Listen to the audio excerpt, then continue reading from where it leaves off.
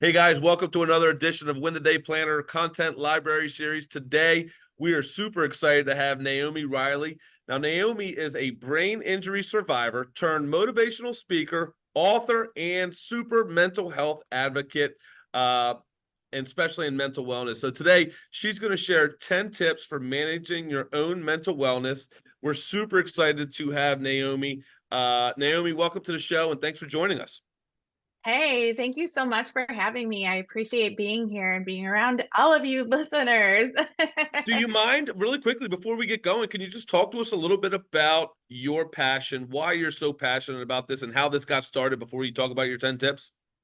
Yes, of course. So my passion is textpledge.us, and any of your listeners can go to it and learn about it. We take 10 of our country's biggest dilemmas, from distracted driving to discrimination to acts of violence with guns and weapons. We also ask students to raise their mental health, and then so many other top societal issues that we're seeing in our country. We also provide students with the nation's 1-800 numbers at the tip of their tongue, or tip of their fingertips, not their tongue. Sorry about that. Sometimes I can get a little tongue twisted. And so that's my passion. We've got great programs for students of all grade levels. So it's very exciting to be a part of that. That is my passion and what I love talking about. But the mental health is where I'm at. And I love, love, love sharing all of the 10 tips that we can do in 2024 to stay mentally strong. I love it. So let's get right into it. Let's talk about those 10 tips for managing your own mental wellness. Take it away. Sure. So the first one that you're going to want to do is practice gratitude. One of the best things that we can do for ourselves is to spend 3 to 10 minutes in the morning just focusing on the things that we have in our life that we're grateful for.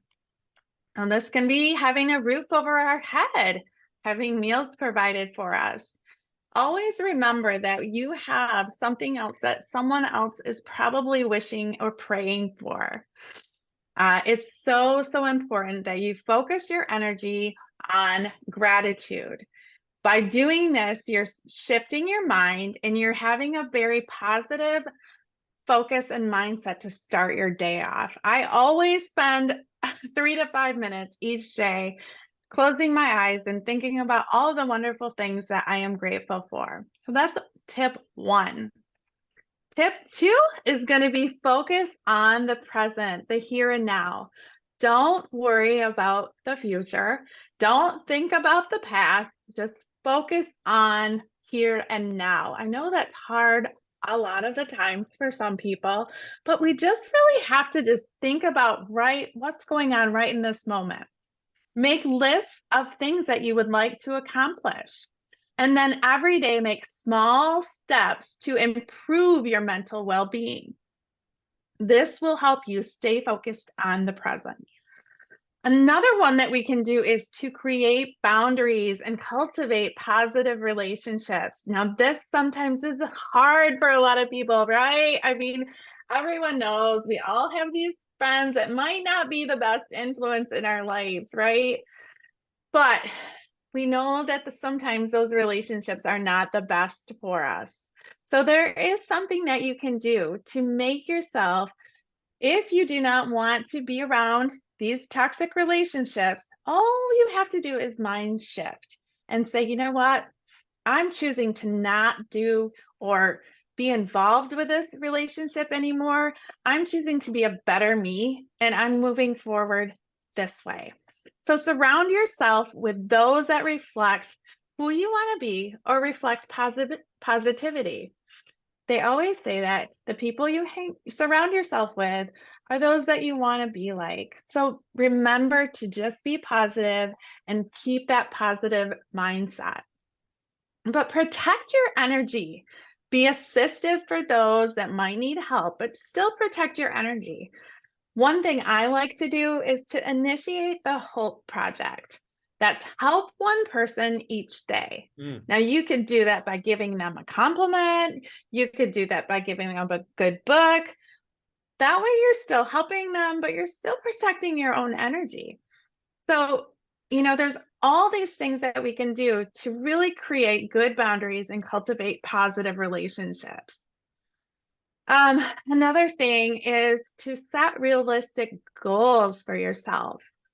I can remember when I was in a brain injury clinic and I had to put sentences back together and I had to learn my fine motor skills and how to remember like certain things of stories. My brain would be so tired from just having to learn all of that again, right? So my realistic goals were very small in the beginning. So even if you just set a small goal to move forward each day, it's going to help you. I was so tired in the beginning from just having to, remember everything that my brain became tired. And so I did small goals in the beginning, and then over time, I got a lot better. And so over time, you'll see that your small goals can really become big goals over time. So that might be something that you want to consider, just practicing and setting realistic goals. Don't be that marathon runner in the beginning. We all know we got to practice to get to that marathon.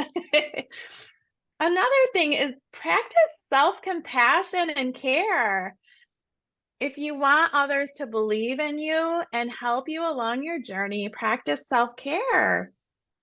Make sure that you're nourishing your body with proper vitamins and foods to fit along with who you want to be.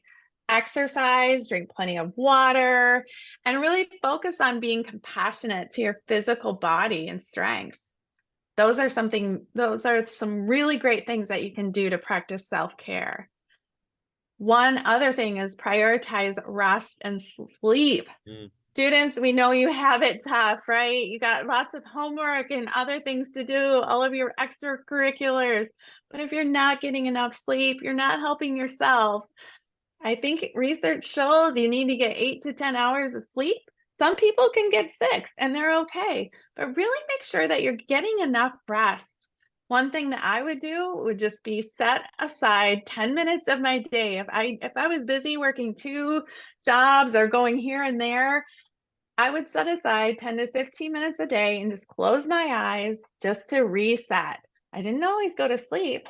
And some of the greats would have done that too, like Plato and some of the philosophers. They would always just take a little side note and just shut their eyes to reset and bring themselves back centered. So that's a really great thing that you can do. Another thing is engage in activities that you want to try. Remember this, that you want to try.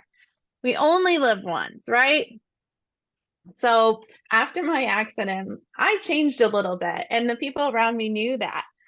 One thing that I did once I was better is I skydived. And I did it because I wanted to do it, not because anyone else wanted to do it. I knew I wanted to do that. Now, that would have been something the old me would have never done. But we only live once. And so we just really need to focus on the things that we want to do and we want to try. So that might be something to help your mind stay focused. Another thing is practice positive self-talk. Who knows the person that internally says, I can't do this. I don't want to do this. Oh, we all know that person. I think sometimes we even do it ourselves. Remember that you should never say, I can't do this, or this is too hard, or, oh, I just don't want to do this. Because when you do that, you're not talking to yourself positively. So think in your head still, whatever I need to do to make this happen, I'm going to do. It's not too hard. I can get this done. Those are positive self reminders. I think every time when I was in rehab, if I would have said, I can't do this, I'm not doing this, I would still be back in rehab. They wouldn't let me go forward. So remember that. We always have things that we're going to have to get through. Life isn't always the easy process. So we just really have to practice positive self-talk. Another great thing is you can set a calendar or a list of 4 things to write down daily, okay, that you want to get done. So tomorrow, just write down in the morning on, your smartphone or wherever, just 4 things that you want to get done. We all get busy throughout our day. So think about those things. It's going to help your mind remember that you want to get these done. And then at the end of the day, when you have gotten those 4 things done, it holds a satisfaction in your mind that you got this done.